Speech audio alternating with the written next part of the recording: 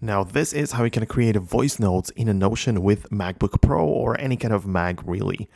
Essentially, you can use Notion on your website or through the web browser or actual applications. Not really that important, but I would obviously recommend you to use the Notion app.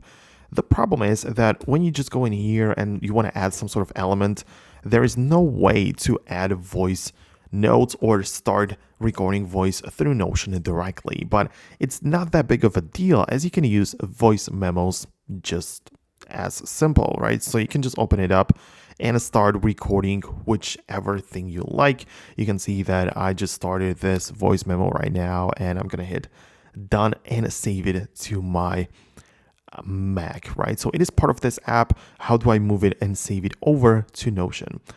It's the first step would be to open up the Finder right here, like any kind of folder in here, and essentially just drag this recording into the Finder, into some kind of folder, and then just open up Notion and the Finder folder and drag this right here.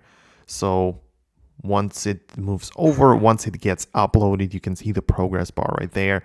Once it finishes, we quite literally have a voice recording in here. So it is pretty simple at the end. You just cannot record it directly through the Notion application.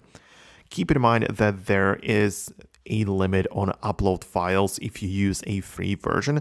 So if the voice recording would be larger than 5 megabytes, then it would not be possible to upload it through the simple, or not a subscriber version. So right now you can see this is just 68 kilobytes, so no problem with that whatsoever. But essentially you'd have an issue with larger files. So that's going to be about it.